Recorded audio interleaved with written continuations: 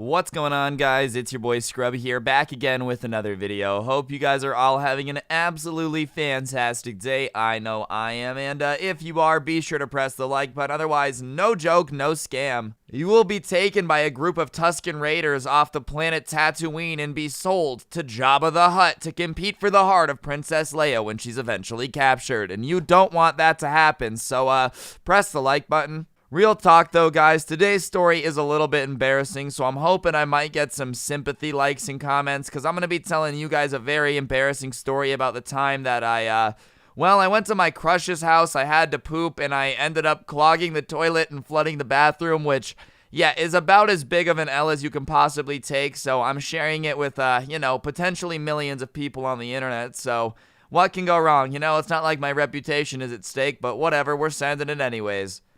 And yeah, without further ado, let's get into the video. Don't hold my head when I fall down, but I know something's got to go, anything's got to come. Anyways, guys, this story takes place in 8th grade, and it's not a fine moment, but it happened in middle school, so I'm pretty sure you get, like, a free pass on that. I'm letting any of you know, if any of you are watching this in middle school, anything cringe you do before 8th grade, I'm just gonna say, like, you get a little pass for, because, I don't know, it's middle school, it doesn't really count. It's like a trial run for actually being cringe. But regardless, I had a huge crush on this girl that we're gonna name Emily for today's video. We're just gonna send it. We're gonna say I had a crush on this girl named Emily, and she invites me over to her house. Now, I had never really been over to a girl's house before. Like, this was gonna be the first time I was going over to a girl's house for the sole purpose of hanging out with the girl. Like, I had been to a girl's house, but not in the same context of why I was going to Emily's house, if you know what I'm saying. Like, I liked Emily, Emily liked me type of thing. Like, we were hanging out, but it was more of a date type of situation. And I had never been in one of these before, so I was understandably, like, really, really, really nervous before I went. And for whatever reason, I just decided to, like, chew a lot of gum. And when I say a lot of gum, I'm talking about, like, in the 4 hours before I went to Emily's house, I chewed, like, 3 packs of 5 gum, just constantly rotating it to make sure my breath stayed super fresh, because I wanted to make sure that she would think my breath was fresh. I'm not even kidding you, my mouth was like literally on fire, and for whatever reason, dude, I had just been swallowing the gum, which is not very good. Like, I don't believe in the myth that it takes 7 years to, digest gum, but swallowing that much mint flavoring and gum in, like, a 4-hour period is definitely not too good for you. But whatever, I figure that I'm a tough guy, so I go over to Emily's house and we're hanging out, and maybe about an hour into us hanging out, my stomach starts to not feel good. And, I don't necessarily know if it's like a number 2 or a puking situation, but all I know is I'm definitely not feeling too good. Like, when your stomach starts to get upset and your whole body starts to heat up a little bit, you start to get a little sweaty, and you're just kind of like, uh-oh, like whatever's coming is just not going to be pleasant. That's how I'm feeling. So I'm like, hey,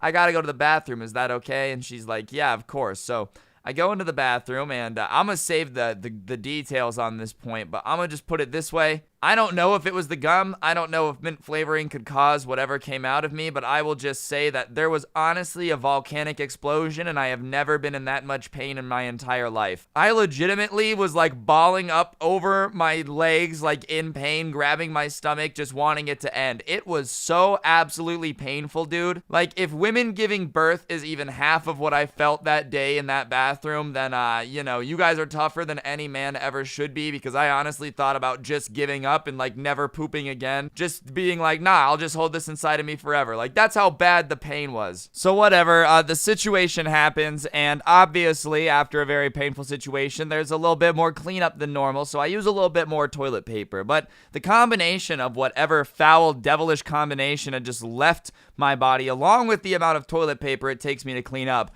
I try to flush that hoe, and it like starts to go down, and then it starts to come back up, and I'm like, oh my god. And then the water level starts to rise, because it's the water that was trying to flush it coming back up, because it doesn't have anywhere to go, so it starts to like not overflow but start to overflow. So I start looking around, and I find a plunger, but I don't know how at this point I didn't know how to use a plunger, but I'm like trying, and for whatever reason, dude, my little middle school arms just are not unclogging this toilet, and I hear like a pop and some water starts to go out, and I figured that was a sign that I was good to flush. So I go to flush, and dude, the toilet just keeps overflowing. The water just keeps coming out. And oh my God, dude.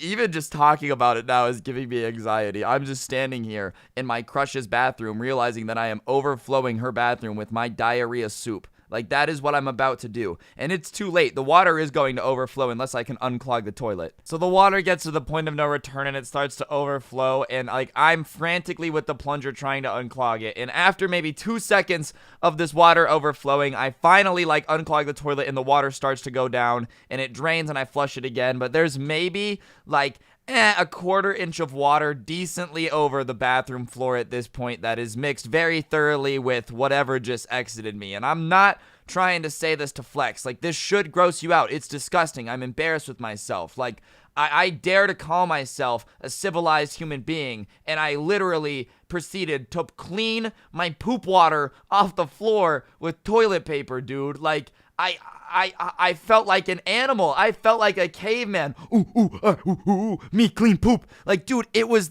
oh my God. I've never felt more stupid and embarrassed in my entire life than in that moment when I flooded my crush's bathroom. Keep in mind, I've been in the bathroom for a while, so she's like, oh, is everything okay? Like, oh my God, dude, it was literally the worst thing I've ever experienced. So here I am, dude, with my crush on the other side of the door asking him if okay while I'm literally mopping up whatever's left. So I clean up what's left. Keep in mind, like, there's no spray. I was trying to use the soap, like the hand soap, to clean it up. So I do the best I can, but I'm sure it still smells.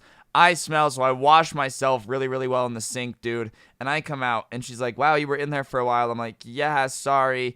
My mom called, and she's like, oh, just gives me this look. I don't know why I went with my mom called. I don't know. I guess that's a little bit better of an explanation than I just flooded your bathroom. Please don't go in there.